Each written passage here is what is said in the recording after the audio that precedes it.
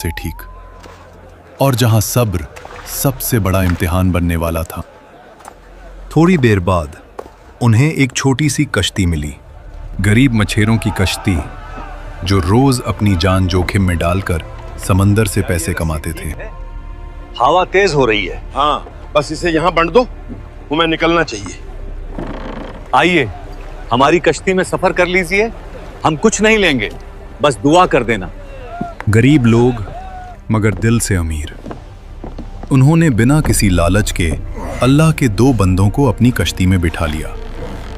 कश्ती समंदर में आगे बढ़ी, पानी नीचे गहरा, आसमान ऊपर बोझल और हवा में अजीब सी घबराहट।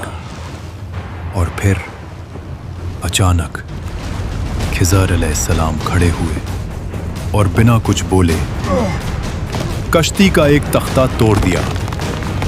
समंदर के बीच टूटी हुई कश्ती, और मूसा अलैहिस्सलाम का दिल गुस्से और हैरानी से भरा हुआ। ये क्या कर दिया आपने? इन लोगों ने हमें मुफ्त में बिठाया और आप उनकी कश्ती ही तोड़ रहे हो। मैंने तुमसे पहले ही कहा था, तुम मेरे साथ सब्र नहीं कर सकोगे।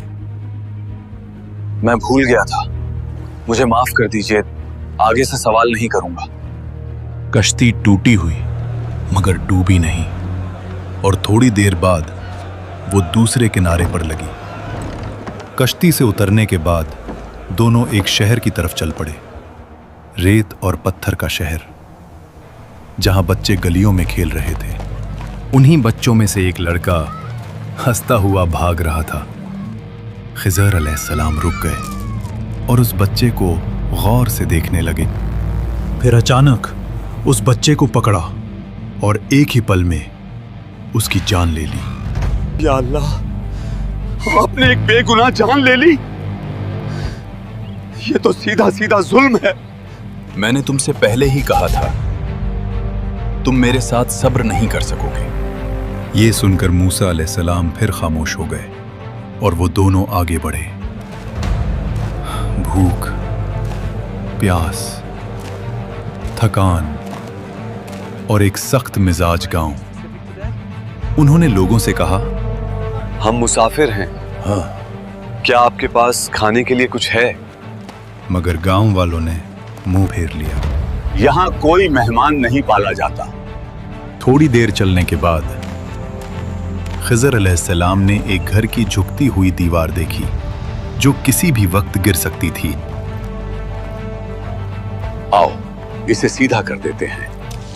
फिर उन्होंने उस दीवार को सही किया ताकि वो गिरे नहीं, और वहां से जाने लगे। ये लोग हमें भूखा रख रहे हैं और आप उनके लिए मुफ्त में काम कर रहे हो।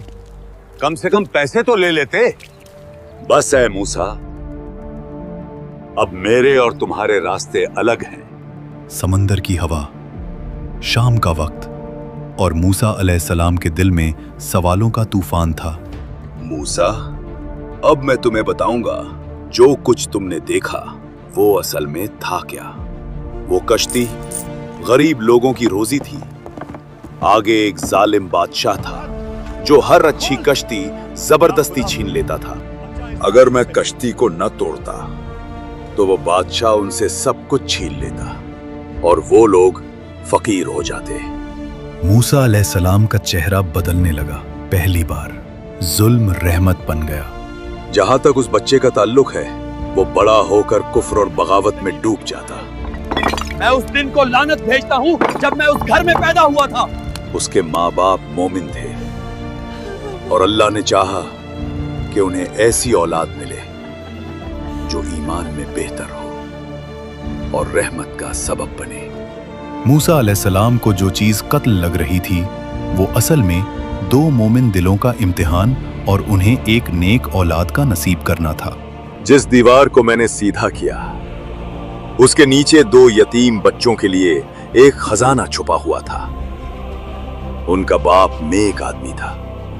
अल्लाह ने चाहा कि जब तक वो बच्चे जवान ना हो जाएं, उनका माल महफूज रहे। जो कुछ मैंने किया अपनी मर्जी से नहीं किया, ये सब मेरे रब का सिखाया हुआ इल्म था। यहाँ मूसा अलैहिस्सलाम समझ गए कि इल्म सिर्फ वो नहीं जो किताबों में होता है, कुछ इल्म वो होता है जो अल्लाह अपने खास बंदों के दिलों में उतार देता है। तुम्हारी जिंदगी में भी कभी कश्ती टूट जाती है, कभी कोई चीज तुमसे छीन ली जाती है, कभी तुम कहते हो मेरे साथ जुल्म हो गया, लेकिन शायद वही तुम्हारा बचाव, तुम्हारी रहमत होती है और तुम्हें पता भी नहीं होता। हजरत खिजर अलैहिस्सलाम का राज ये नहीं कि वो जिंदा हैं या नहीं, असली राज ये है, क्या तुम अपनी आंखों पर यकीन रखते हो या अपने रब के इल्म पर। YouTube ऑटोमेशन का वेबिनार होने जा रहा है 5 फरवरी थर्सडे रात 9 बजे लाइव इस YouTube चैनल पर। कमेंट्स में अल्हम्दुलिल्लाह लिखिए और वीडियो को लाइक करिए।